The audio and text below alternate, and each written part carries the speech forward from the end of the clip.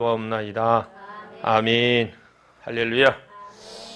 오늘 오후 시간에 어디까지 했냐면 여호수아가 마지막 고별 설교를 하는 데까지 우리가 살펴보았죠. 가나안 땅은 여호수아가 싸움을 잘해서 칼솜씨가 좋아서 차지한 땅이 아니라 하나님께서 약속하신 대로 그 땅을 정복하기 위해서 친히 싸우셨기 때문에 싸워주셨기 때문에 얻은 땅이다. 이러한 사실을 여호수아의 고별 설교에 더 분명하게 드러났습니다.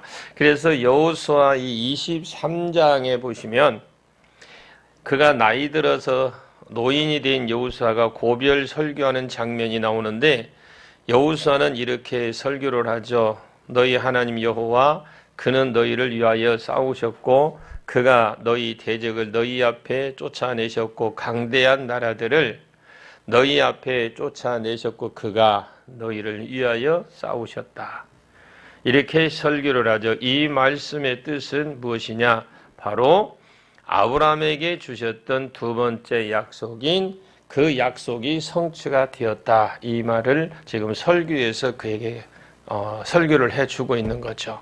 그래서 이제 이 두 번째가 성취되었고 이스라엘 백성들은 가나안 땅을 기업으로 이제 받았습니다. 그러나 완전하게 이루어진 것은 아니잖아요. 받기는 받았는데 완전하게 이루어진 것은 아니에요. 그 이유는 하나님께서 믿음의 조상들에게 이 땅을 약속하실 때에 그럽니다. 그 약속에 보면 이 땅을 너와 내 자손에게 주겠다라고 말씀하셨기 때문에 그랬습니다. 자, 그러면 갈라디아서 3장 16절을 보겠습니다. 시작. 이 약속들은 아브라함과 그 자손에게 말씀하신 것인데 여럿을 가리켜 그 자손들이라 하지 아니하시고 오직 한 사람을 가리켜 내 자손이라 하셨으니 곧 그리스도라. 아멘. 예, 아멘. 내 자손들이라 하지 않고요. 이 말씀 잘 보면 내 자손들이라 하지 않고 내 자손이라고 이게 단수를 사용한 것은 그리스도를 가르치는 것이라고 그랬습니다. 이제 가나안 땅을 밟았으니까 이 땅에 그리스도만 오시면 두 번째 약속이 성취가 되죠. 그런데 창세기 49장에 가보시면 그리스도는 유다 지파를 통해 일어날 것이다 이렇게 예언이 되어 있습니다. 그리스도는 유다 지파를 통해서 일어날 것이다. 그래서 오늘 우리가 조금 전에 읽었던 창세기 49장 8절에서 10절 말씀에 보면 그 중에 8절 말씀에 보면 그래 유다가 형제들의 찬송이 된다. 이 말은 유다가 유다 지파에서 왕이 일어난다 이 말씀인데 그래 12지파 중에 유다 지파에서 왕이 일어나기 때문에 다른 형제들은 유다 지파를 높이고 찬양할 것이라는 이 말씀입니다. 내 아버지의 아들들이 네 앞에 절한다는 말도 같은 말이고 또 유다 지파에서 왕이 일어나기 때문에 다른 지파가 유다 지파의 왕을 경배할 수밖에 없다라는 말이 거기에서 포함되는 거죠. 그래서 9절 말씀이 창세기 49장 9절에 이게 보면 한번 9절 띄어져서만 보여주실래요? 창세기 49장 9절 시작. 유다는 사자 새끼로다. 내 아들아 너는 움킨 것을 찢고 올라갔도다. 그가 엎드리고 웅크림이 수사자 같고 암사자 같으니 누가 그를 벌할 수 있으랴. 예, 여기 본 유다 지파에서 왕이 일어나면 그 왕은 마치 젊은 사자 같아서 원수의 목을 잡을 뿐만 아니라 움킨 것을 찢고 올라갈 것이다 이렇게 말씀했는데 이 말은 유다 지파에서 일어난 왕은 강력한 사자 같아서 유다 지파 안에서 일어나는 왕은 강력한 사자 같아 다른 나라를 정복하고 또 수많은 전쟁, 포로와 탈취물을 통해서 귀환을 할 것이다 이 말입니다. 참고로 이 예언은 사무엘하 8장에서 이루어지는 것을 봅니다. 이 예언의 사건이요. 거기에 다윗의 정복 전쟁이 나오는데 블레셋을 이기고 모압을 이기고 소바왕 핫단 에셀을 이기고 거기에 다메섹 사라 아람을 이기고 또 하맛 왕을 그냥 항복하게 만들고 에돔을 이기게 하는 내용이 그 사무엘하 8장에 기록되어 있습니다. 이 다윗이 정복전쟁에서 사건을 기록한 장인데 계속해서 창세기 오늘 본문의 그 49장 9절 말씀을 보게 되면 그가 엎드려 웅크림 수차자 같고 암사자 같은 누가 그를 범할 수 있으랴 이런 말이 나오는데 주변국들을 어느 정도 정복하고 나면 이제 안정기가 올 것인데 그때에도 너무나 강력한 왕이기 때문에 아무도 건드리지 못할 것이다. 이 말씀이 그 말씀이다라는 거죠. 그래서 창세기 49장 이 10절 말씀을 보겠습니다. 시작. 그가 유다를 떠나지 아니하며 통치자의 지팡이가 그 발사에서 떠나지 아니하기를 실로가 오시기까지 이르리니 그에게 모든 백성이 복종하리로다. 예, 지금 그 목사님이 지금 그 말씀은요, 지금 방송을 듣는 사람이 정확하게 들을 수 있도록 좀 또박또박 해주셔야 돼요. 그래야 하면 벗고 하십시오. 할 때는. 그래야 잘 듣습니다. 그것 때문에 지금 해달라고 하거든요. 자, 봅니다. 굉장히 이 말씀은 창세기 잘 기억하셔야 돼요. 창세기 49장 10절 말씀은 엄청나게 중요한 예언입니다. 실로는 히브리어로 평강이죠. 실로는. 근데 이 실로가 오시기까지 미친다라는 이 말은 유다 지파의 왕위가 안 끊어지고 계속 이어지다가 평안이라는 이름을 가진 왕, 이 왕이 올 때까지 평안을 주시는 자가 올 때까지 계속해서 안 끊어지고 일어날 것이라는 말씀이라는 것이죠. 유다 지파에서 일어날 왕으로 평강의 왕, 평강을 주는 왕은 바로 예수 그리스도이심을 믿으시길 바랍니다. 그래서 계속해서 우리가 지금 금방 읽은 창세기 49장 10절만 그에게 어떻게 모든 백성이 뭐하나? 복종하리로다 그랬거든요. 이 말씀하셨는데 실로 즉 평강의 왕이 오시면 그에게 모든 백성이 복종한다는 것을 이스라엘 백성만 복종하는 것이 아니라 열방 가운데 그 백성으로 예정을 입은 자, 그러니까 하나님이 이미 예정을 입은 자, 앞으로 어떻게 가서 복음을 전하면 당신 예수 믿으세요 하면 믿는 사람, 그 사람까지 포함이다 이 말이죠. 그 예정을 입은 자들은 다 그에게 복종하게 될 것이다 이 말씀입니다. 그래서 창세기 49장에는 유다 지파에서 왕이 일어날 것이고 그 왕위가 존속이 되면서 그리스도가 오신다고 기록되어 있습니다. 그러나 구약 성경을 살펴보면 이 예언이 이루어지지 않는 것으로 보여요. 구약 성경을 보면. 왜냐하면 이스라엘의 첫 번째 왕은 베냐민 지파의 사울 왕이 왕이 됐잖아요. 그러니까 보면 어떻게 해요? 안 이루어지는 것 같잖아요. 이스라엘 초대 왕은 사울 왕이잖아요. 그리고 이 사울은 베냐민 지파 사람입니다. 유다 지파에서 왕이 일어날 것이라고 예언이 되어 있는데 왜 베냐민 지파에서 왕이 일어났느냐? 그 이유를 우리는 그냥 모르고 넘어갈 수도 있어요. 물론 아는 분은 알겠지만 그러나 이 야곱의 예언이 잘못했느냐? 아니요.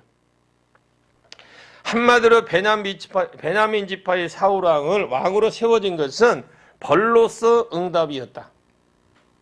사울은 하나님의 복이 아니라 그 시대의 사람을 위한 벌이었어, 벌. 사무엘상 찾아봅니다. 사무엘상 12장 11절로 13절 말씀을 보고 가겠습니다. 시작. 여호와께서 여룻바알과 베단과 입다와 나 사무엘을 보내사 너희를 너희 사방 원수의 손에서 건져내사 너희에게 안전하게 살게 하셨거늘 너희가 암몬 자손의 왕 나하스가 너희를 치러옴을 보고 너희의 하나님 여호와께서는 너희의 왕이 되심에도 불구하고 너희가 내게 이르기를 아니라 우리를 다스릴 왕이 있어야 하겠다 하였도다. 네, 아멘. 사무엘상 12장은요 사무엘의 설교입니다. 이스라엘 초대 왕인 사울의 대관식의 사무엘이 이 모든 백성을 향했던 설교인데 이 설교는 이스라엘 백성들이 사사 시대를 끝내고 이제 왕정 시대로 가고자 했던 배경을 알게 하는 아주 중요한 내용의 설교인데요. 사무엘이 등극식 설교 가운데 자, 사무엘상 12장 11절에 금방 말씀한 것은 네 사람의 이름을 언급하죠. 거기에 여룻바알, 베단, 입다, 사무엘인데 여룻바알은 기드온이며 기드온이잖아요. 여룻바알은 그 다음에 나오는 베단은 히브리어로 단의 아들이라 이랍니다. 그 단의 아들이 누굽니까?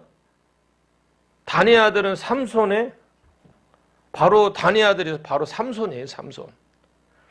그 다음에 입다가 넘어가고 네 번째가 바로 지금 설교하고 있는 사무엘인데, 자, 이 네 사람의 공통점은 왕정시대 이전에 나라를 통치했던 사사들이에요.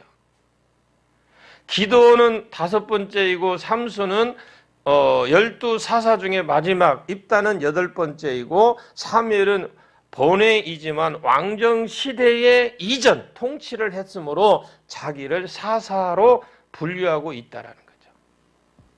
이 부분에는 조금 이게 신학적인 부분들이 많이 있어서 찾아보는 그런 경우들이 있었는데, 지금 사울은 12사사를 다 언급하고 있지는 않지만 분명히 사사시대를 이야기를 하고 있어요. 사무엘의 설교 중에 지금 어떤 말은 사사시대를 이야기를 하고 있습니다. 하나님께서 12사사를 통해서 이스라엘 백성들을 사방의 원수의 손에서 그때그때마다 구원해 주셨는데, 이스라엘 백성들은 이 사사들이 마음이 전혀 하나도 안 들어. 왜인가요? 한풀까지 사사들의 특징을 한번 우리가 보고 살펴보면 이스라엘의 12사사들의 공통점이 있습니다. 딱 누구 하나 제대로 된 사람이 사사가 없어요.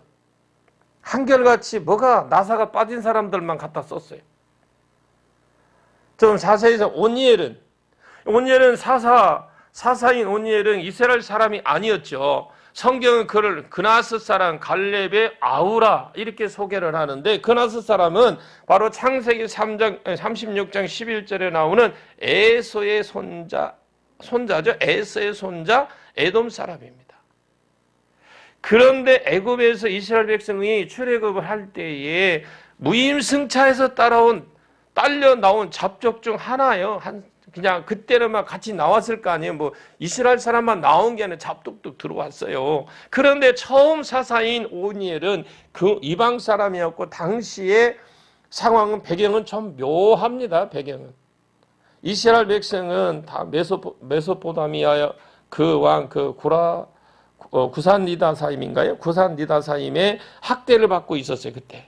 근데 정말 죽을 것 같아서 하나님께 막 그때 이스라엘 백성들이 막 굉장히 시달리고 있는데 하나님께 기도를 했더니 하나님께 보내준 사람이 이방인 사람 온니엘을 보내줬어요. 당장 내 코가 석자인데 뭐 출신 성분이 뭘 따지겠습니까 지금. 결과만 확실히 된다면 자유에도 뭔가 어설펐다 이 상황이 있죠. 자, 그리고 예훗. 예훗도 역생가지 불구자라고 그러죠. 오른손이 불구, 왼손잡이. 그러니까 예훗은 오늘날로 장애인이라고 할 수 있어요. 그런데 이 불구자가 이스라엘 백성들과 무려 18년을 갈궜던 모압왕 에글론의 손에서 이스라엘 백성들을 구원해내요. 그 답이 뭐냐는 답이 바로 성령의 역사하심 때문에 그런 줄로 믿습니다. 자, 성령께서 예후에게 임하셔서 왼손을 오른손처럼 쓸 수 있도록, 그러니까 오른손을 못 써요. 그런데 이 왼손을 오른손 이상으로 쓸 수 있을 정도로 능력을 주셨지만 결과적으로는 이스라엘 두 번째 사설은 불구자였다 이 말이에요. 그리고 삼갈은 또 어떻고요? 사사는 삼갈로 그의 전직이 뭐냐? 목자예요. 농부이고 목자. 삼갈이 블레셋 사람들 손에서 이스라엘 백성들을 구원했지만 그는 소모는 막대기로 무려 600명을 블레셋인들을 쳐 죽이고 이스라엘 백성을 구해냈습니다. 과연 민간인이 무장한 군인들을 한두 명도 아니고 600명을 이길 수 있는 능력이 어디 있을까요? 바로 그 성령의 함께 하셨기 때문에, 역사하셨기 때문에 실제로 용기와 싸움의 능력을 주셨다라는 거죠. 자, 그러면 드보라는 또 네 번째 사사는 드보라죠. 그분은 여자요. 어떤 기록을 보니까 이스라엘 남자들은 세 가지가 감사했다 하더라고요. 이방인으로 태어나지 않은 것, 종의 신부로 태어나지 않은 것, 여자로 태어나지 않은 것, 심지어 여자가 구약시대에 사사가 되었는데도 그렇게 하고 있어요. 그 이유는 저는 그래 남자분들이 정신 차려야 돼요. 그런데 아멘을 안 해야 되는데 그 이유는 남자가 꼴값을 떠니까 하나님이 여자를 사사로 세우셨다고 봅니다. 자, 사사기 5장 7절을 보십시오. 사사기 5장 7절 시작. 이스라엘에는 마을 사람들이 그쳤으나 나 드보라가 일어나 이스라엘의 어머니가 되기까지 그쳤도다. 자, 이스라엘에는 마을 사람들이 그쳤다고 했는데 마을 사람들의 히브리어로 페라존이라고 나와 있더라고요. 페라존. 이건 통치자라는 뜻이에요. 이 통치는 말이어서 개역 성경에는 지도자라고 나옵니다. 지도자가 그쳤는데 나 드보라가 일어나 이스라엘 어미가 되기까지 그쳤다라는 말인데 실제로 당시에 그 군대 사령관이 바락이라는 사람으로 그 이름의 뜻은 번개라는 뜻이에요. 바락. 그 이름의 뜻은 번개인데 이름이 참 폼나잖아요. 번개. 이 군사령관 바락에게 드보라가 예언하길 그럽니다. 하나님께서 군사 1만 명을 데리고 다볼산으로 가라고 하신다. 그러면 야빈 군대장관 시스라를 붙여주겠다고 한다. 당신이 나와 함께 가면 나도 가겠고 당신이 나와 함께 가지 아니하면 나도 가겠다. 남자가 꼴값을 못했잖아. 그래도 군대장관인데. 남자 망신은요 다시 해놨어요 거기서. 그래서 이 장면이 드보라 사건이 그거예요. 물론 자세히 알면 더 여러분 읽어보고 더 깊은 거 알으시길 바라고. 그 다음에 누구예요? 기드온. 5번째 사상 기드온은 한마디로 말해 겁쟁이요. 미디안 사람들이 두려워서 숨어서 밀을 포도주 틀에서 타작하고 있을 때 여호와 사자가 와서 큰 용사요 그럽니다. 여호와께서 너와 함께 하신다 하시면서 가서 미디안의 손에서 이스라엘 구원하라고 하실 때에 그러나 이 겁쟁이는 가지 않고 정말로 하나님이 자기와 함께 계신 표적을 달라고 했잖아요. 그래 타작마당에서 있는 양털에다 이슬을 내리고 주변에 말라 있으면 믿겠습니다. 그래도 한번 해봤는데 또 못 믿거든. 그래도 이뤄졌는데 의심병이 또 발동했어요. 심지어는 반대의 과정을 요구합니다. 양털에 말라 있고 주변에 이슬이 있으면 표적으로 알겠습니다. 이럴 정도로 겁쟁이 소심했던 트리플 A형이었던 기드온이 그 성령이 임하니까 이런 겁쟁이도 300명 가지고요 13만 5천 명을 물리쳤어요. 여러분 겁쟁이가 아니라 성령이 임하면 돼요. 그 다음에 돌라. 6번째는 사는 돌라인데 이름의 뜻은 벌레. 노예라는 이름이에요. 그 이름만 들으면 이 사람은 바로 가장 천한 신분이라는 걸 알 수 있죠.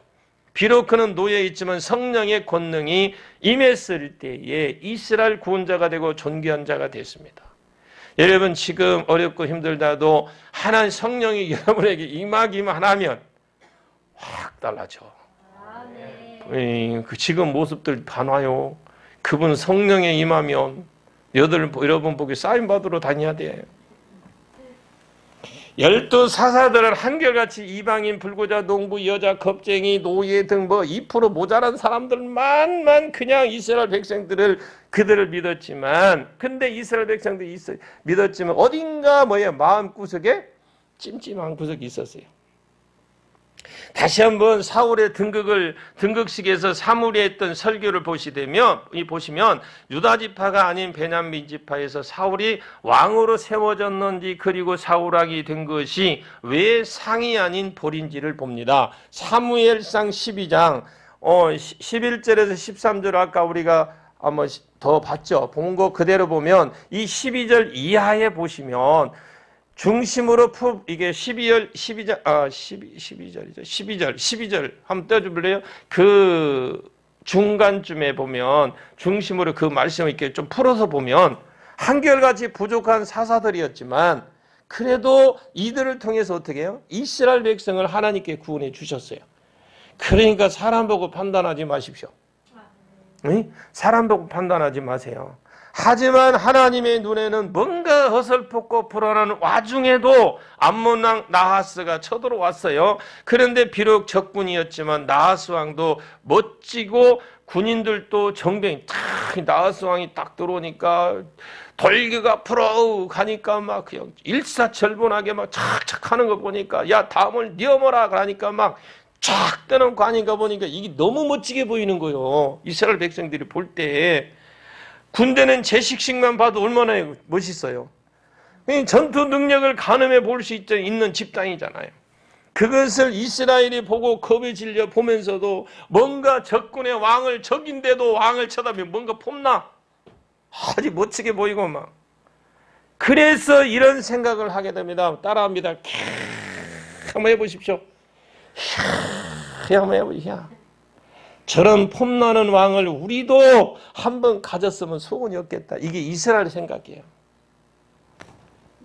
요즘 은퇴 목사님 지나고 나면 딱 이런 사람 구하려고 그래. 교회들 진짜 정신 차려야 돼. 저런 목사님 모셨으면 좋겠다. 세상의 왕과 같은 간절함을 생각났고 그래서 자꾸 왕을 요구하기 시작합니다. 그러니까 사무엘이 발끈해서 한마디를 하는 던진데 아니 이게 뭔 흰소리라고 있냐.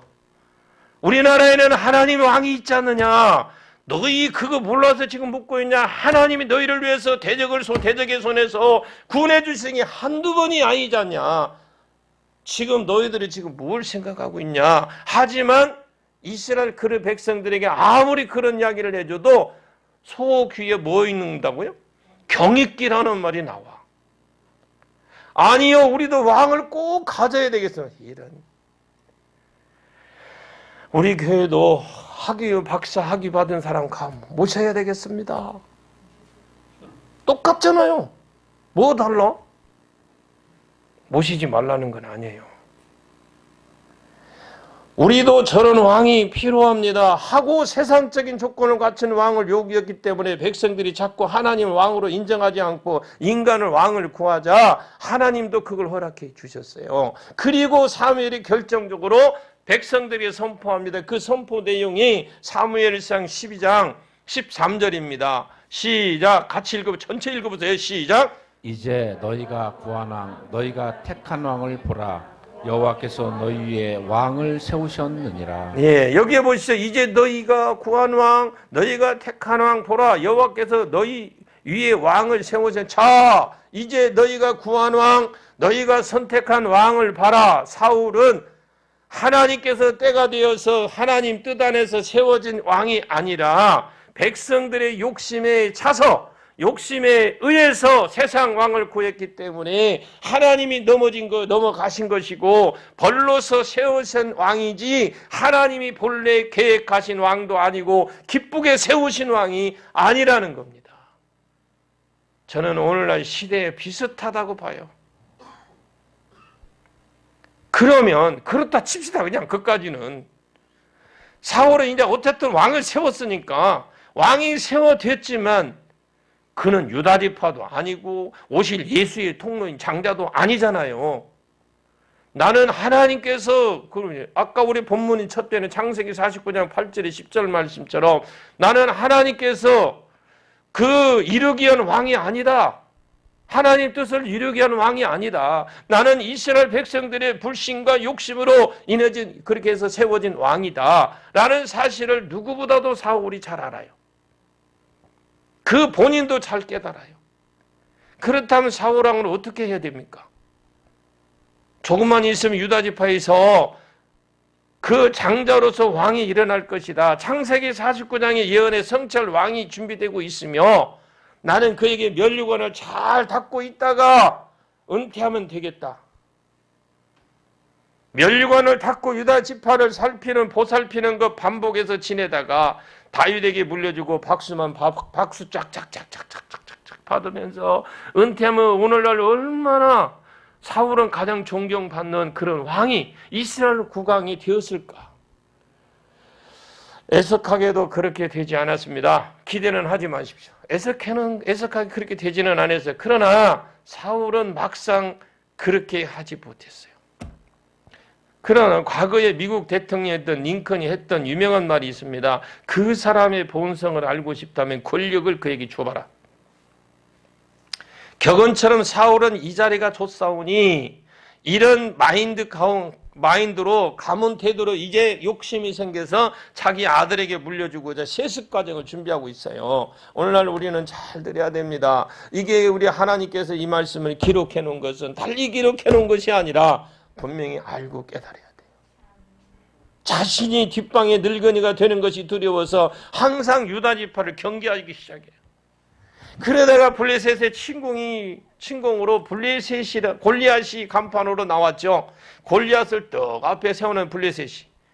이 인간이 연중무휴로 나오면 하는 소리가 하나님을 모욕하고 이스라엘을 모욕하고 있는데, 야 이스라엘들아, 나랑 한번 붙을 놈 나와봐. 그래서 한번 붙어보자는 거죠. 그게 1대1로 맞짱 뜨자는 겁니다. 그러면서 도발을 감행했는데, 자, 그런데요, 그때 유다 지파 안에 이세라는 사람이 있었습니다. 아브라함, 이삭, 야곱, 유다, 베레스, 헤스론, 나암, 아미나답, 나숨, 살몬, 보아스, 요벳, 이세, 다윗, 이렇게 이어지는 그 장자의 가문에 사람들이 있고, 이세에게는 8명의 아들이 있었는데, 이 중에 엘리압, 아미나답, 삼마는 전쟁터로 출장에 나갔지만 다행히 어떻게 됐는지 다윗은 나이가 안 차서 집에 놀고 있었어요. 그러다가 아버지의 심부름으로 다윗이 전쟁터로 출장을 갔게 됐는데, 골리앗이 그 하는 도발을 듣고 속으로 저는 시케이양 미쳤나 그랬어요. 지금 다윗이 저놈의 시케가 왜 이스라엘 하나님을 욕하느냐고. 그리고 그 안에 의분이 일어났어요. 결과적으로 골리앗과 싸우겠다고 자원하는데, 그렇지 않아도 골리앗과 싸울 장수가 없어서 골라했던 사울 왕이 환영을 했어요. 그런데 막상 다윗과 대면을 딱 해보니까 에게게 소년이 자원하자 실망을 해버렸습니다. 당시 이스라엘의 율법은 20세가 넘은 성인만 군대에 나갈 수 있었기 때문에 다윗이 나이는 아무리 계산해도 15살 정도밖에 되지 않습니다. 이래내 사울왕이 소위 네 집에 가서 너는 집에 가서 조금 더 부모님 밑에 있다가 더 와라. 이렇게 퇴짜를 놓았지만 오히려 다윗이 하는 간증을 한번 들어보십시오. 간증 들으면 은혜가 넘쳐요. 다윗의 간증을 듣고 여러분 은혜 받으시길 바랍니다. 다윗의 간증이 간략하면, 그래서 왕이시여 내가 아버지의 양을 칠 때요 사자와 곰이 와서 먹어버리면 제가 따라가서 사자나 곰에 쳐버리고 양들을 구해냈고, 그러다가 그들을 나를 해치고자 할 때에 그때 내가 오히려 그들이 수염을 뽑아서 잡아서 내가 쳐주겠습니다. 제가 이런 경험까지도 있는데 저런 하루살이도 제가 못 잡아오겠습니까? 하여튼 저를 보내주옵소서. 그런데 이 간증에 사울이 그냥 은혜를 받아버렸어요. 바로 다윗을 이스라엘 국가대표로 내보내기로 작정합니다. 그랬더니 다윗이 자신의 할 말을 지켜서 돌아오자, 자기가 한 말을 지켜 돌아오자 그 다윗이 얼마나 이뻤겠어요. 왕이 볼 때 골리앗을 쳐 죽이고 들어오니까. 여러분 그 나머지는 여러분 읽어야 돼. 그 나머지는 여러분 거예요 그게. 근데 이거 다 하자면 밤새도록 해야 되니까 잘라 먹습니다. 너는 이제 집으로 가지 말고 앞으로 내 경호실에서 근무해라. 비서실장으로 근무하라. 경호실이겠죠. 싸움 잘하니까. 그래서 다윗을 스카우트가 아니라 스카우트. 스카우트를 하자 다윗도 두말하지 않고 예 했어요. 여기까지 정말 잘 되었지만 이후에 전승 기념에서 이 여자분들이 환호하던 가사, 사울의 마음속에 소위 그냥 머리에 뚜껑이 열려버렸습니다. 사울이 죽인 자는 천천히요 다윗이 죽인 자는 만만이라. 이 소리 들은 사울이 기분이 완전히 그냥 상해버렸습니다. 그래서 그 뒤로 다윗이 호구조사를 시작해요. 그러자 다윗이 이제 유다 지파 사람이라는 것을 알게 됩니다. 그때부터 사울이 귀신이 사로잡혀서 다윗을 이제 죽일 작전을 쓰기 시작해요.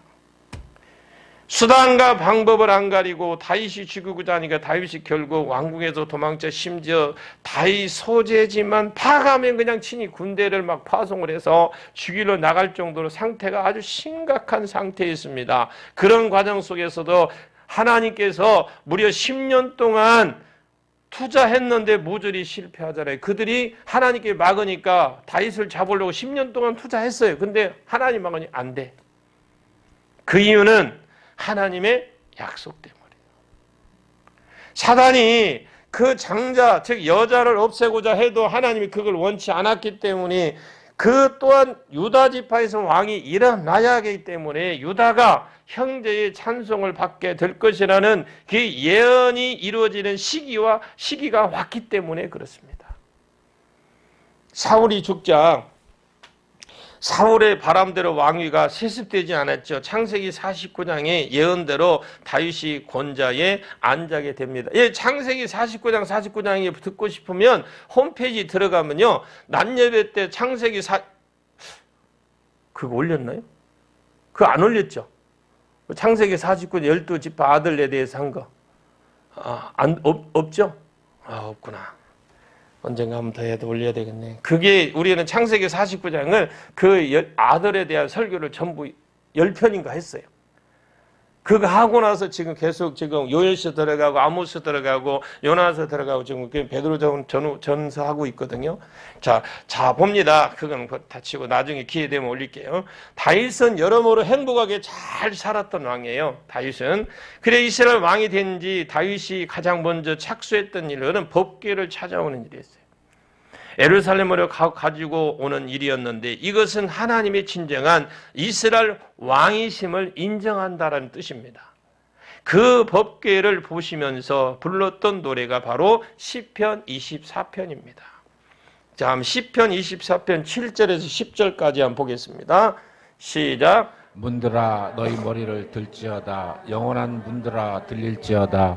영광의 왕이 들어가시리로다. 영광의 왕이 누구시냐? 강하고 능한 여호와시요 전쟁에 능한 여호와시로다. 예, 이거 보면 영광의 왕 누구시냐? 그리고 이스라엘 백성들에게 질문을 던지죠. 답은 뭘까? 내가 왕이다. 이렇게 하지 않아요. 다윗이 강하고 능한 여호와, 전쟁에 능하신 여호와, 그가 이스라엘의 왕이시다. 이렇게 이스라엘에 물었을 때 이스라엘 백성들에게 다윗이 답변을 해줘요. 누가 봐도 다윗은 최고의 권력자이지만 다윗은 그렇게 여기지 않고 하나님의 왕으로 여기고 또 백성을 그렇게 여기도록 이 노래를 지어서 그들이 입으로 고백할 수 있도록 노래를 지어서 그렇게 가르쳤습니다. 그리고 이 법궤를 자기가 장막으로 만든 임시 성전에 모여놓고 그때 보십시오. 다윗이 얼마나 하나님을 사랑했는지 288명의 예배자를 세워 연중무후로 예배가 돌아가게 했습니다. 그리고 보십시오. 그러자 하나님의 임재와 영광이 이스라엘 전 지역에 임하는 것을 다윗이 보았어요. 다윗을 이것을 경험하고 난 뒤에 제대로 된 성전을 하나 공사에 착수하고자 했지만 하나님이 나단 선지자를 파송해서 그건 내가 할 일이 아니 너는 신경 끄고 그 일을 네 아들에게 할 것이다. 이렇게 말하면서 다윗은 그 일을 따로 했다. 다윗이 아니고 따로 했다는 거죠. 여러분 그건 무엇일까요? 사무엘하 8장에서 정복 전쟁을 시작해서 사무엘하 8장 1절 말씀에 블레셋을 이깁니다. 그리고 사무엘하 8장 2절 말씀에 모압을 치고 그리고 3절에 소바왕 하닷에셀을 그냥 우리가 쉽게 말하는 게 우리가 아까 우리 낮에 뭐 싸먹었어요? 쌈 싸먹었죠. 그것처럼 이게 하닷에셀을 쌈 싸먹었어요. 그리고 5절에 보면 다맥색 아람을 무릎을 꿇게 했고 그리고 8장 9절에 보면 하맛 왕도 도이가 스스로 항복을 합니다. 그리고 13절에 가면 에돔을 패버렸죠. 그냥 에돔을 그냥 완전히 패버렸습니다. 그리고 사무엘하 8장 6절과 14절에는 다윗이 어디를 가든지 여호와께서 이기게 하셨다. 라는 이 전쟁의 평가를 거기에 두 구절에 나와 있어요. 전쟁의 평가를 다윗이 어디로 가든지 하나님이 이기게 하시더라. 이게 전쟁의 평가예요. 이럴 때는 여러분들이 그냥 내 것이 아니라고 생각해도 내 것인 양 아멘 해야 돼. 어디를 가든지 여호와께서 이기게 하시더라. 이 말은 다윗이 싸움을 잘해서 이긴 것이 아니라 하나님께서 무조건 이기게 만들어 주셨다는 말씀인데 아멘 해봐. 손해지. 왜 이런 은혜를 베푸셨는지 알아야 돼. 창세기 49장 9절 봅니다. 왜 이런 은혜를 베풀어 주신지 그 성경적으로 근거를 알아야 돼. 창세기 49장 9절 시작. 유다는 사자 새끼로다. 내 아들아 너는 움킨 것을 찢고 올라갔도다. 그가 엎드리고 웅크림이 수사자 같고 암사자 같으니 누가 그를 범할 수 있으리요. 이 예언의 말씀이 이루어지게 한 것이라는 하나님이. 유다 지파에서 왕이 일어나면 그 젊은 사자 같아서 원수의 목을 잡을 것이고 움킨 것을 찢고 올라갈 것이라고 한 이 예언의 말씀이 이루기 위함이다. 또 성경에 왕이 하지 말라는 것이 세 가지 있어요. 왕이 세 가지를 제시하죠. 신명기 17장에 14절에서 17절. 신명기 없나요? 있어야 되는데. 신명기 17장 14절에서 17절 시작. 내가 내 하나님 여호와께서 내게 주시는 땅에 이르러 그 땅을 차지하고 거주할 때에 만일 우리도 우리 주위의 모든 민족들 같이 우리 위에 왕을 세우겠다는 생각이 나거든 반드시 내 하나님 여호와께서 택하신 자를 내 위에 왕으로 세울 것이며 내 위에 왕을 세우려면 내 형제 중에서 한 사람을 할 것이요 내 형제 아닌 타국인을 내 위에 세우지 말 것이며. 여기에 신명기 17장 14절에서 17절 말씀이면 첫째 뭐래요? 말을 많이 두지 마. 왕이 세 가지 중에 첫째 뭐냐면 말을 많이 두지 마라. 말은 군사력을 상징합니다. 왜 말을 두지 마라? 군사력을 상징하고 말을 많이 두는 것은 유사시 하나님을 의지하지 아니하고 군사력을 의지할 가능성이 높기 때문에 말을 많이 두지 말라고 하나님이 하셨어요. 그리고 다윗은 소바왕 하달 에셀과 전투에서 얻은 1700마리의 말을 얻었지만 100마리 말 외에는 다 말의 힘줄을 끊어버렸죠. 이는 다 이유가 있어요. 왕이 된 자는 말을 많이 두지 말라 하신 한마디의 말씀 때문에 그렇게 한 줄로 믿습니다. 자, 그리고 두 번째는 아내를 많이 두지 마라. 이는 성적 쾌락을 충족하기 위해 아내를 많이 두지 말라고 한 또한 이방 여자와 정략 결혼을 하지 말라는 말씀인데 지금도 그렇지만 왕족들은 정략 결혼 참 많이 했어요. 그 당시에는 하나님은 이런 행위를 금했습니다. 그리고 이유는 이런 상황이 일어나게 되면 이방 공주들이 우상을 수입해 와서 왕의 마음을 유혹하게 되고 결과적으로 하나님을 떠난다는 것을 아셨기 때문에 그렇게 하지 말라고 그랬죠. 다윗은 이 말씀도 잘 지켰고 구슬 왕 달메의 딸 마아가를 제외하면 그 이방 여자는 맞이하지 않았습니다. 다윗의 첩을 포함해서 8명의 여자를 두었는데 이유는 단 하나, 하나님을 명령이 지키기 위해서다. 그리고 세 번째는 뭐예요? 은금을 많이 두지 말라 그랬죠. 은금을 많이 두지 말라고 하는 요즘 말로 말하면 물질에 연연하지 말라. 이 말이 좀 표현이 같은 말이라고 봅니다. 아무래도 현금이 많으면 하나님을 의지하지 않기 때문에 그런 것 같아요. 다윗은 세 가지를 잘 지켰습니다. 노획물을 전리품과 많이 획득했지만 이는 전부 하나님 성전의 건축에 놓았어요. 전에 다 넣어놨고 역대상 22장 14절에 보면 다윗의 현금 내역을 살펴보면 그야말로 입이 떡 벌어져요. 그 내역을 살펴보니까 금이 10만 달란트, 은이 100만 달란트. 오늘날 단위로 환산하면 금이 3,400톤. 하나도 안 놀라니까 다행이다. 은이 34,000톤. 우리는 이만큼만 가도 금이다 하고 눈도 뜨는데 너무 크니까 그것도 안 돼.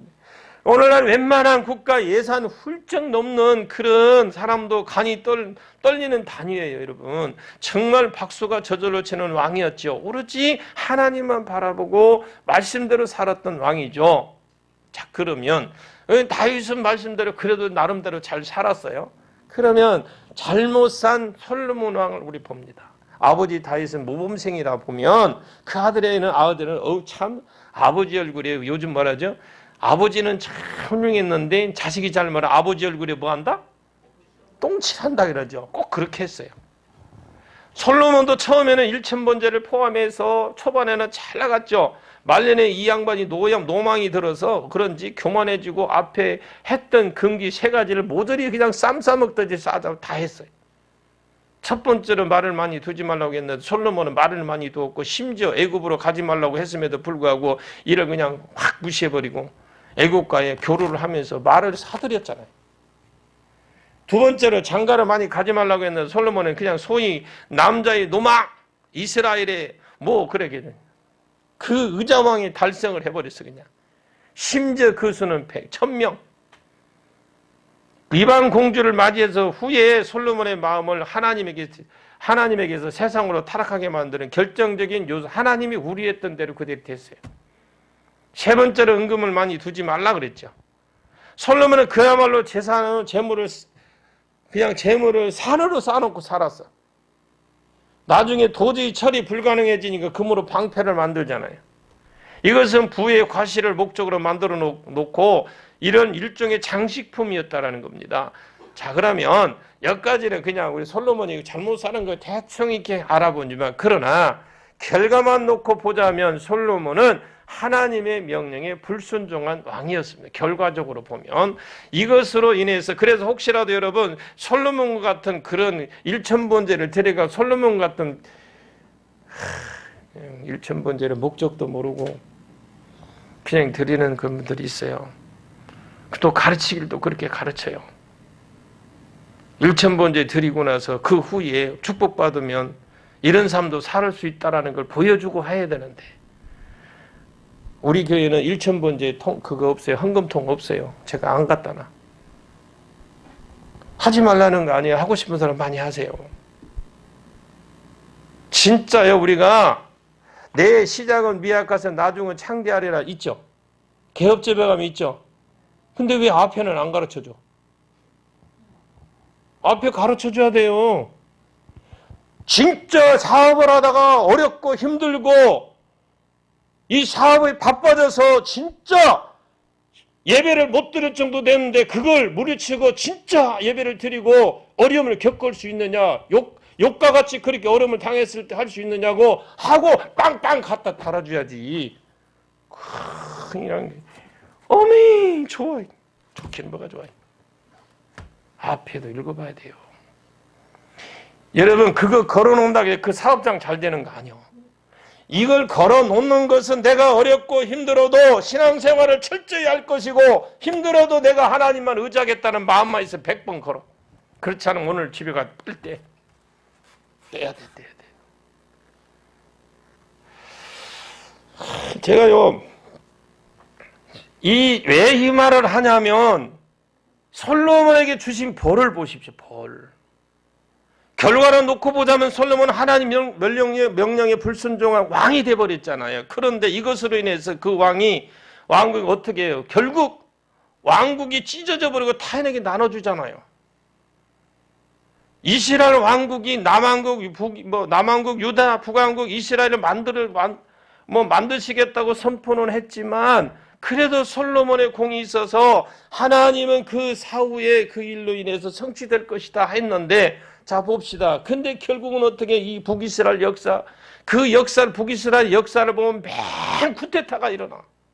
북이스라엘 역사는 맨 쿠데타 일어나요. 이놈 죽이고 지 죽이고 지가 되고 또 밑에 놈이 돼가지고 또 지가 하다 저도 죽고, 맨 그런 역사예요. 피해 역사예요. 이 구속사 관점에서 북이스라엘의 지분은 그다지 없지만 성경에 언급되는 이유는 이 왕국으로 인해서 남유다의 역사를 빛나게 해 주었습니다. 이 왕국의 역사는 한마디로는 피를 갚는 그런 반역의 역사지만, 예를 들어서 초대왕인 여로보암 왕조는 불과 2대를 넘기지 못하고 씨까지 몸을 몰살당했어요. 그리고 2대 왕조는 바하사는 왕조도 전 왕조와 똑같이 전철을 또 밟습니다. 세 번째 왕조가 가장 유명한 오므리 왕조죠. 바사왕 왕조를 쓸어버리고 약 5대에 걸쳐서 왕국을 다스렸지만, 이 역사를 보니까 결국 예후에게 모두 숙청당하지만 예후 왕조도 겨우 5대만 멸망하다가 멸망다른 역사에서 그냥 완전히 지워져 버려요.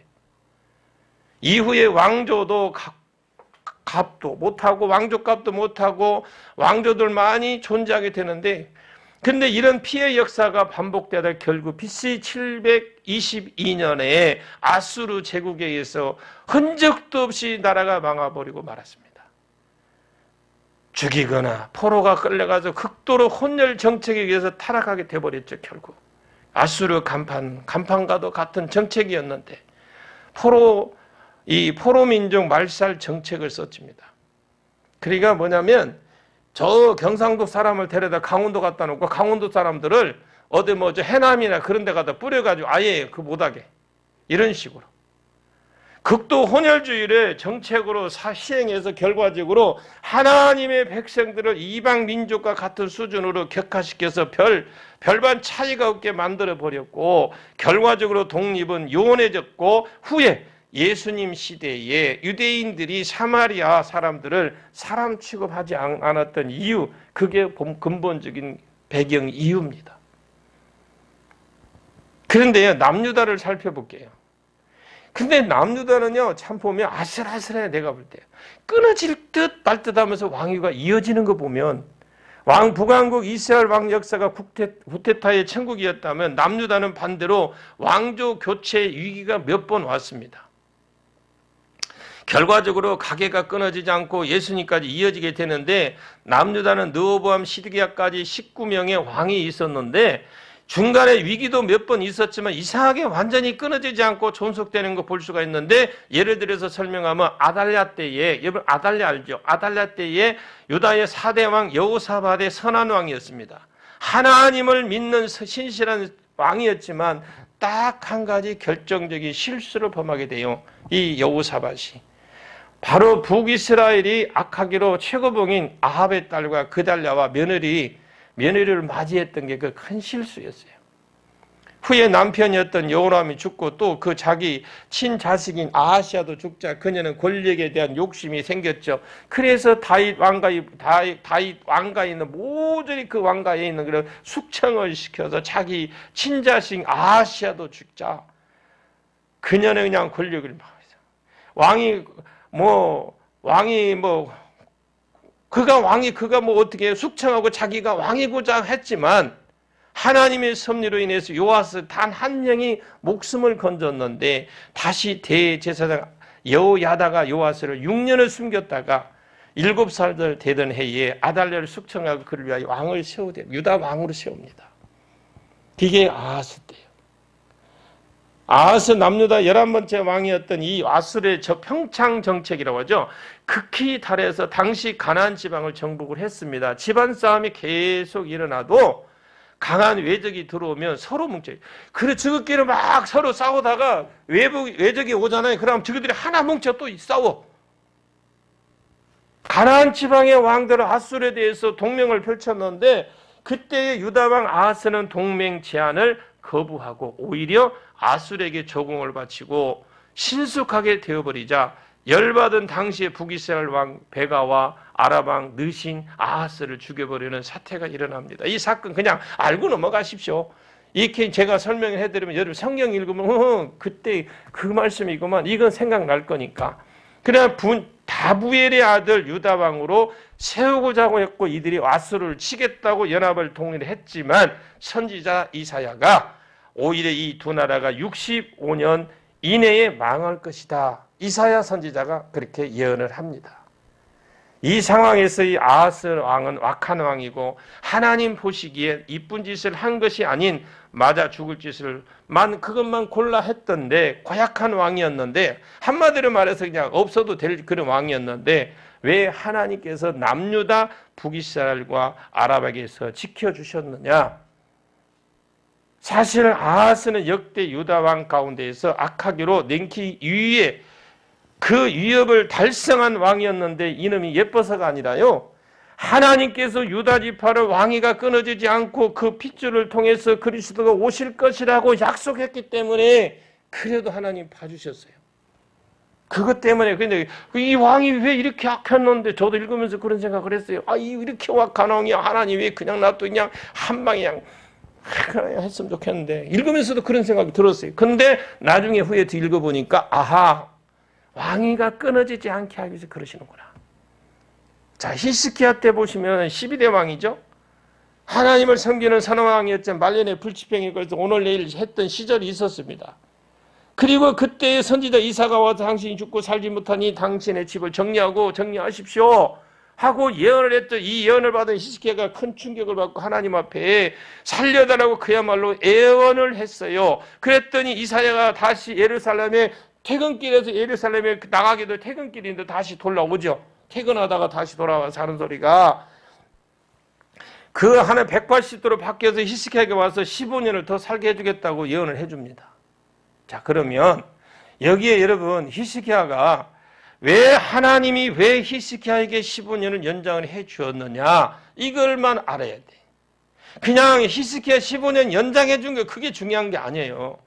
연장해 준 하나님의 이유는 뭐냐? 히스기야가 공도 많고 하나님 보시기에 이쁜 짓을 했으니까 상을 내릴 겸해서 그럴 것이다. 오히려 그 당시에 히스기야는 즉 후계자가 없었어요. 아들이 없었어요. 자, 이 상태에서 자기가 죽어버리면 유다가 왕이 끊어지겠죠. 결과적으로 하나님의 예언의 성취가 안 됩니다. 그렇기 때문에 히스기야는 이것을 알고 있었어요. 그래서 가서 벽을 향해서 하나님, 제가 지금 죽으면 어떻게 매달려 기도해요? 하나님, 지금 히스기야가 기도하고 있다니까 하나님, 안 된다니까 지금 제가 죽으면 지금 저를 데려가시면 하나님께서 약속하신 메시아 약속이 저 땜신 나 땜신에 이게 망칠 건데 안 될 건데 저를 그냥 한번 불쌍히 여겨주세요. 그리고 지금 나를 죽이겠다가는 이런 일 없게 해주옵소서. 제가 쉽게 이야기하지만 성경이 없는데 그냥 죄는 하지 말고 하시는 그래요. 이런 기도를 하나님께 드렸고 하나님 이 기도를 들어주셨어요. 아멘 해봐요. 하나님 기도하면 들으셔요. 그래서 말씀을 붙잡고 기도하면 들어주신다 이 말입니다. 하나님은 그 말씀 붙잡고 가면 꼼짝을 못해. 그의 생명 15년을 연장해 주셨습니다. 열왕기하 8장 21절을 볼게요. 열왕기하 8장 21절. 므낫세가 왕이 될 때 나이가 12세라 예루살렘에서 15년간 다스리니라. 그의 어머니 이름은 헵시바더라 그러죠. 히스기야의 아들 므낫세인데 이 므낫세가 왕이 되었을 때가 몇 살? 12살. 이 말은 즉 생명을 연장받고 3년 뒤에 누가 태어났다? 므낫세가 태어났어요. 자, 남유다도 북이스라엘과 마찬가지로 유상 숭배로 인해서 가나안 땅에 토해냈습니다. 그게 토해졌어요. 단지 차이점이 있다면 아수르가 아닌 바벨론에게 멸망되었다는 점인데 천만다행으로요. 우리가 알기에는 바벨론 왕 이 느부갓네살은 아수르와는 달리 말살 정책을 쓰지 않고 포로국도 자기끼리 살 수 있도록 배려를 해주었어요. 그리고 한마디로 다 한다면 자치권을 그냥 제주도처럼 자치권을 어느 정도 허용해 주었습니다. 이렇게 70년을 포로로 지내다가 왕족 중 하나인 스룹바벨을 통해서 다시 예루살렘으로 돌아올 수 있게 은혜를 베풀어 주셨는데 마태복음 1장 17절을 한번 볼게요. 그거 있는가 모르겠네. 마태복음 1장 17절에 보면 기록한 대로 있네. 읽어보게요. 시작. 그런즉 모든 대수가 아브라함부터 다윗까지 14대요 다윗부터 바벨론으로 사로잡혀갈 때까지 연례되어 바벨론으로 사로잡혀 간 후부터 그리스도까지 연례되더라. 이게 뭐냐? 기록한데 아브라함에서 다윗까지 14대, 다윗부터 포로기까지 14대, 포로 이후에 예수님까지 14대, 다윗의 왕가를 보존하신 것을 기록한 내용이 마태복음 1장 17절인데 예수님이 이 땅에 왜 오셨을까요? 이렇게 묻으면 여러분 고민할 것 같아서 그냥 예수님은 실로로 오셨습니다. 실로는 평강, 평화라는 말인데 좀 더 나아가서 평강을 주는 자라는 말입니다. 예수님이 실로 평강을 주는 자로 오셨다는 말은 이 땅이 평강이나 평화가 없다는 것이 전제되는 말이에요. 평강도 없고 평안도 없다는 말이에요. 이 땅에는 평화가 없어요. 하나님과 사람 사이에도 평화가 없고 사람과 사람 사이에도 평화가 없습니다. 한 가지 질문을 던져보자. 왜 하나님과 사람 사이에 평화가 없었느냐? 단 이유를 하나 든다면 우리의 죄 때문에요. 사람이 죄를 범하면, 잘 들으십시오. 사람이 죄를 범하면 하나님과 멀어지게 되어 있어요. 여러분이 왜 하나님과 우리가 왜 멀어질까요? 죄 때문에 멀어지는 거예요. 자, 아담이 범죄로 인해서 하나님과 멀어졌죠. 사단이 죄인들의 영혼을 장악하게 돼버렸잖아요. 인간의 모든 문제는 근원은 바로 죄 문제 때문이라는 것입니다. 이 우리에게 수많은 문제와 근심거리가 있지만 이 모든 문제의 근원은 바로 죄 문제이고 이것을 통로로 삼아 왕노로 타고 있는 사단의 문제라는 것을 하나님이 이걸 잘 알고 계셨어요. 그래서 당신이 창조사신 인간들이 다시 하나님과의 관계를 회복을 누리기 위해서 이 죄의 문제를 해결해야 되는 것을 아시고 이 땅에 예수님을 실로로 보내신 줄로 믿습니다. 이렇게 죄의 문제를 해결하시고 평강을 주셨느냐? 성경은 예수님 탄생 목적에 대해서 분명하게 말씀해요. 여러분 예수님의 탄생 목적을 분명히 말씀해요. 그 말씀이 마태복음 1장 21절 말씀이에요. 시작. 아들을 낳으리니 이름을 예수라 하라. 이는 그가 자기 백성을 그들의 죄에서 구원하실 자이심을 하니라. 여러분들이 이 말씀을 그냥 왜 놓고 있었으면 좋겠어요. 예수님이 이 땅에 오신 목적이 뭔가를 알아야 되잖아요. 예수님은 구원자라는 말씀이거든요. 예수님은 구원하려 오신 분입니다. 도대체 누구를 무엇으로부터 구원하신다는 거냐? 이는 그가 자기 백성들 그들의 죄에서 구원할 자심이니라 하고 오늘 마태복음 1장 21절의 말씀을 해요. 그래서 우리는 이 말씀을 내 안에 품어야 돼. 주님이 예수님 하면 그냥 우리를 구원자라고 하는데 단순히 구원자가 아니에요. 모든 사람을 구원해 줄 것이 아닌 이 말씀에 모든 사람이라면 좋겠는데 그렇지 아니하고 자기 백성을 위해서 오셨대요. 믿는 자를 위해서 오셨다는 거죠. 어느 나라 왕이든지 우선순위는 자기 자신이 다스리는 백성들이 우선순위잖아요. 자기 백성들을. 근데 왕이신 예수님도 마찬가지 열방 가운데서 자기 백성들이 있다는 거죠. 그리고 이 백성들을 저희 죄에서 구원할 자로 오셨다. 그게 예수님이에요.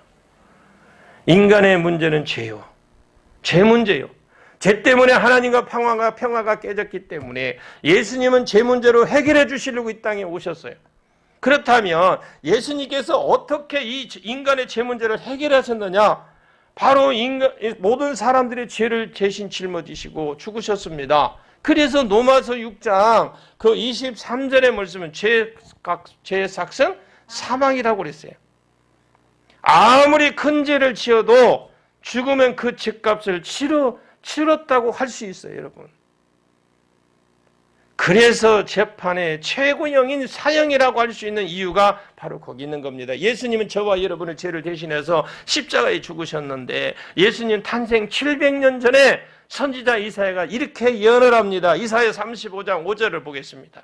시작. 그가 찔림은 우리의 허물 때문이요 그가 상함은 우리의 죄악 때문이라. 그가 징계를 받음으로 우리는 평화를 누리고 그가 채찍에 맞음으로 우리는 나음을 받았도다. 예수님이 탄생 전 700년 전에 저 말씀을 예언한 말씀이에요. 예수님은 우리의 허물 때문에 찔리셨고 우리의 죄악 때문에 상함을 받으셨고 그가 징계를 받음으로 우리가 평화를 얻었고 그가 채찍을 맞아 우리가 나음으로 우리가 믿는 것은 단순히 예수님이 하나님의 아들이라는 것을 믿는 것이 아니에요. 단순히 하나님의 아들이라서 믿는 것이 아니라니까요. 믿습니까? 이게 지금 대답이 여명하죠? 단순히 하나님의 아들이니까 믿는 것이 아니라 우리가 믿는 것은 그저 예수님이 십자가에 죽으셨다는 것을 믿는 것은 아니에요, 여러분. 두 가지는 믿음의 대상이 이전에 지식의 대상입니다. 네이버도 지식이 치면은 지식 부분이 지식적인 부분으로 나와요. 그렇다면 우리가 믿는 것은 뭐냐? 예수님이 내 죄로 인해서 십자가에 대신 죽으셨다고 나의 죄를 해결해 주셨다는 사실을 그걸 믿는 거예요. 예수님은. 이게 안 믿어지니까 그냥 하나님의 아들이요. 안 믿어지니까 확신이 없고 그냥 교회와도 시간 되면 미적 하다가 좀 일찍 나와. 조금 더 이만큼만 일찍 나와봐. 이 말씀을 안다면 이만큼만 일찍 오라니까. 좀 일찍 와도 좀 문 좀 열어봐. 좀 추우면 좀 덮여놓고 더우면 좀 시원하게 좀 해봐. 아무도 아멘 안 해. 내가 믿었던 말은 내가 잘못이지 뭐. 자요, 제가 이렇게 말씀드리는 것은 여러분들에게 좀 기억 좀 하라고 이렇게 말씀하는 거예요. 우리가 믿는 예수님은 무엇 때문에 믿느냐? 예수님이 내 죄로 인해서 십자가에 대신 죽으시고 나의 죄를 해결해 주셨다는 사실을 믿는 거잖아요. 비록 예수님께서 나의 죄를 해결해 주셨지만 늘 끊임없이 질문을 던지는 사람이 있어요. 뭐가 증거냐고. 뭐가 유무요 당연합니다. 뭐가 증거냐고. 난 답할 게 없어. 그게 증거예요. 그게. 증거는 두 가지가 있는데 우리가 보면 예수님이 우리의 죄가 찢어졌다는 이게 해결됐다는 증거가 있죠. 휘장이 찢어졌죠. 이 죄의 문제가 해결됐다는 것은 첫 번째 증거가 예수님 막 죽으셨을 때에 성전 지성소와 휘장이 완벽하게 둘로 쫙 찢어졌습니다. 이 성전 휘장은 하나님과 담이 막힌 것을 말해요. 이것이 찢어졌어요. 이 성소 휘장은 성소와 지성소 사이에 있는 두꺼운 커튼인데 성소에서 성전에도 인간이 들어갈 수 있는 한계 지점이다 이 말이죠. 그까지가. 지성소는 하나님의 영광과 임재가 머무는 곳이다. 이게 상징하는데 이 성소와 지성소 사이에 손바닥 두께에 휘장이 막혔는데 담이 막힌 것 같습니다. 하나님과 우리 사이에 막힌 담이 있다는 것은 외적으로 표현하는 그런 사건이거든요. 이 휘장을 말하고 있는 것은 나는 너희의 죄로 인해서 너희와 원수가 되었고 이 말씀이 갈라졌다라는 거죠. 그리고 너희 죄들은 여기에 올 자격 자체가 없다. 죄인들은 이곳에 들어올 자체가 없다라는 증거예요. 그게. 자, 그런데 예수님께서 십자가에 죽으셨을 때 이 휘장이 위에서부터 아래로 쫙 찢어졌습니다.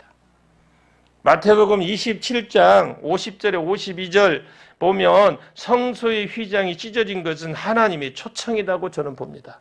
자, 볼까요? 시작. 예수께서 다시 크게 소리 지르시고 영원히 떠나시니라. 예, 봅니다. 이게 한 번 더 읽어주세요. 52절까지. 이에 성소 휘장이 위로부터 아래까지 찢어져 둘이 되고 땅이 진동하며 바위가 터지고 무덤들이 열리며 자던 성도의 몸이 많이 일어나되. 네, 여기에 보면 성소와 휘장이 찢어진 것은 하나님의 초청이라고 보시면 돼요. 휘장이 위에서 아래로 찢었다라는 말은 하나님이 찢으셨다라는 거예요. 만약 사람이 찢었다면 방향이 반대였을 겁니다. 왜냐? 밑에서 찢었겠죠. 위에서 못 찢고. 그런데 십자가 이전에는 하나님을 거부하셨다면 십자가 이후에는 하나님이 사람을 초청하신 줄로 믿습니다. 이리로 오너라. 지성소로 들어오너라. 아멘. 안 하네. 이 하나님 초청하는데 안 가려고 뻐덕거리네. 자, 이리로 들어오라. 지성소로 들어오라. 내 아들의 피로 너와 나 사이의 죄 문제가 이제 해결이 되었다. 믿는 자는 내게로 나오라. 이 말이에요. 내게로 와서 나와 더불어 교제하고 때를 따라 돕는 은혜를 받으라.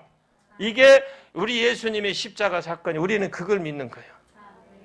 하고 찢어진 휘장을 통해서 초청하고 계신 하나님의 음성을 들으십시오. 이리 오너라, 지성소로 들어오너라. 내 아들의 피로 너와 나와 너희들 사이에 이제 뭐가요? 문제가 해결됐다. 믿는 자는 다 나와라. 내게로 와서 나와 더불어 교제하고 때를 따라 너희에게 베푸는 은혜도 받고 살고 건강의 능력도 받고 그리고 여러분 환경의 은혜도 받고 살아라. 하나님이 지금 초청하는 거예요. 여러분 초청동 오신 거 환영해요. 이것이 십자가에서 우리의 죄를 해결하신 증거입니다. 그러면 누구든지 예수 믿고요 영접하면 그 자리에 하나님의 영이신 성령이 임합니다. 이것이 우리의 죄 문제가 해결됐다는 강력한 증거로 보여주는 거예요.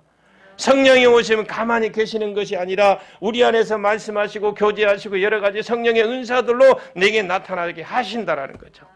그래서 성령을 받은 자들은 물론이고 불신자들도 우리에게서 보여지는 은사를 통해서 우리 안에 계신 성령을 인정할 수밖에 없도록 하신 겁니다. 이것 또한 우리의 죄 문제로 해결하시고 또 하나님과 우리 사이 화평을 이루어졌다는 증거기도 합니다. 그래서 여러분 성령 받으셔야 돼요. 성령 받으면 능력이 나타나요. 안 믿는 자들도 그 사람에게 보여.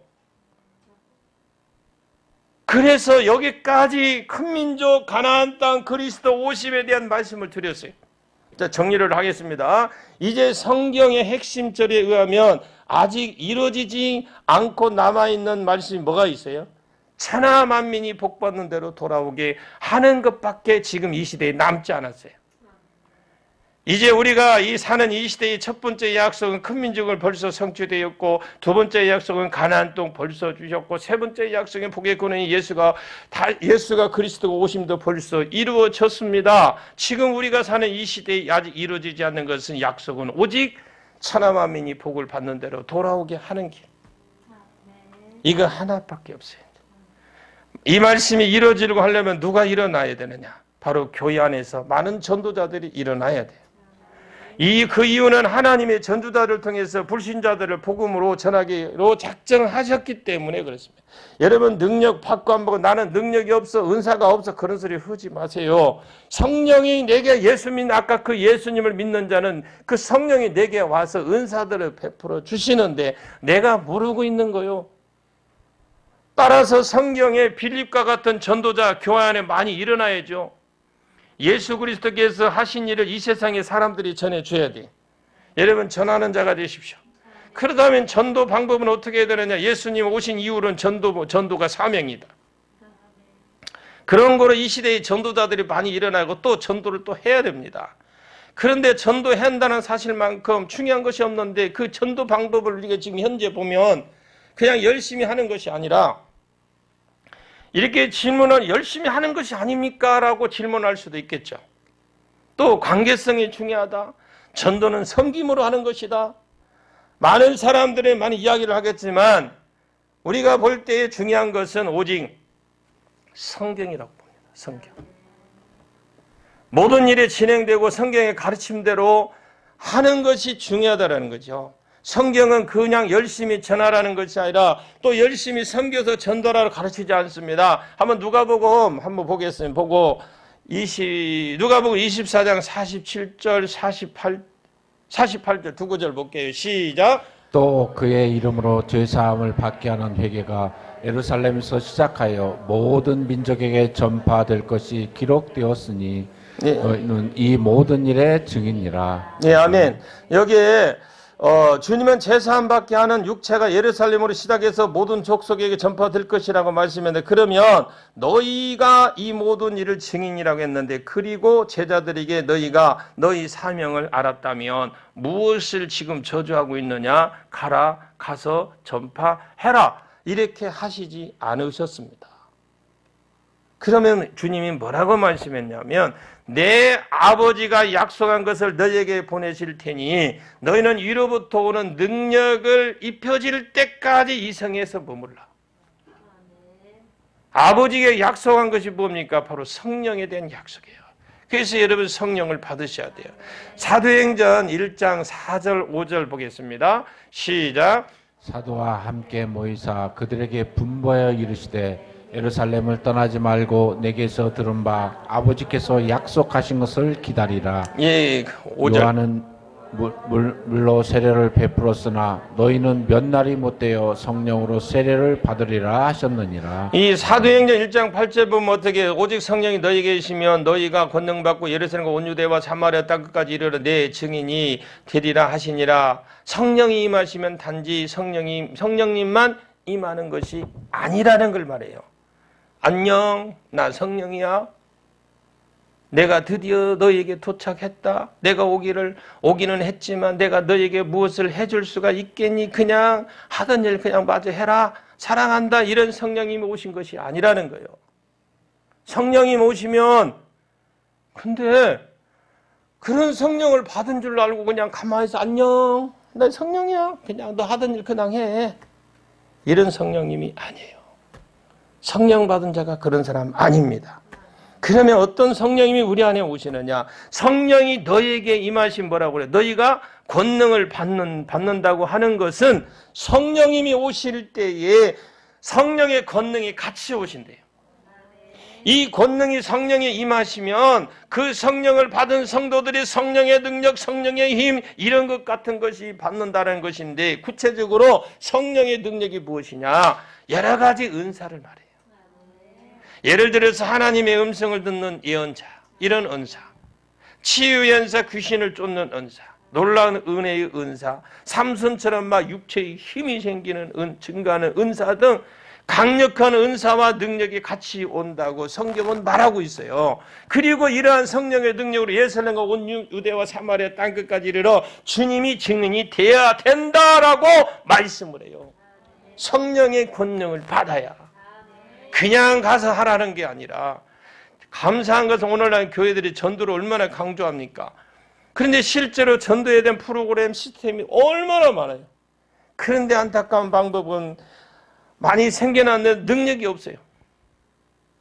성령의 은사가 권능으로 전도하는 것이 아니라 지나친 섬김으로 강조되고 섬김으로 하고 있다는 거죠. 오늘날 한국교회 전도 방법의 핵심은 섬김이잖아요.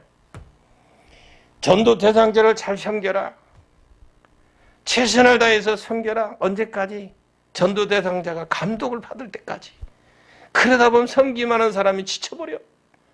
감동되기 전에 향냄새만 맡아버려. 힘들어도 못해.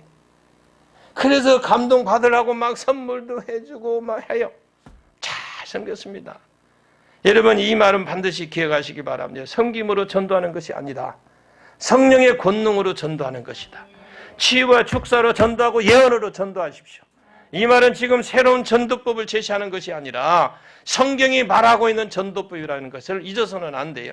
왜 섬김이 아니라 성령의 능력이냐? 제가 이제 다 했어요. 다 했으니까 너무 그게 오래 그냥 하지 마십시오. 이제 한 5분이면 끝나요. 힘들죠? 저도 여러분 마치려고 하니 굉장히 바쁘네요.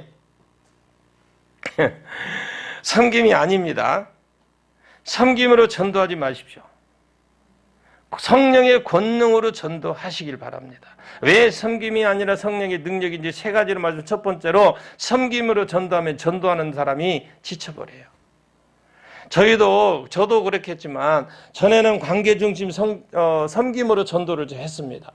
감동적인 선물도 사주고, 나도 없는 주제에 그냥 감동적인 선물을 사주고 전도하고, 전도 대상의 생일도 챙겨주고 음식을 만들어서 갖다 주기도 하고, 그렇게 전도할 때는 전도하는 사람이 지치고 열매도 맺어지지 않더라고. 시큰 영양분만 빨아먹고.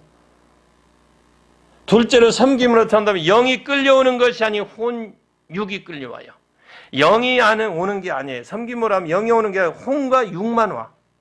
섬김으로 전도하면 안 되는 중요한 이유가 성경의 원리대로 하면 사람은 완바디로 돼 있어요. 완바디. 자, 영, 혼, 육. 영혼과 육으로 되어 있습니다. 그리고 이분설로 하면 영과 육으로, 삼분설이 하면 영, 혼, 육으로, 이게 말할 수 있지만 그것은 중요한 것은 아니에요. 그런 것은 아닌데, 예를 들어서 그냥 제가 결론적으로 말씀드리면, 전도자가 섬김으로 열심히 더하면 영이 감동받아서 받을까요? 아니면 혼과 육이 감동받을까? 이게 좀 여러분들은 좀 아셔야 되는 게, 자요, 전도자가 열심히 섬겼어요. 열심히 섬기면 영이 감동받나요? 혼과 육이 받나요? 이 혼과 육이 받아요. 그러면 당연히 뭐 혼과 육이 받겠죠. 그래서 그 사람의 육인 몸이 감동을 받은 혼과 함께 교회로 와요. 그냥 오는 게 아니라 끌려온다고 생각합시다. 그냥 끌려오는데, 그러나 모든 사람에게 있어서 가장 중요하고 주인 노릇하고 있는 그것이 영이잖아요. 그러면 그 영이 어디 있어요?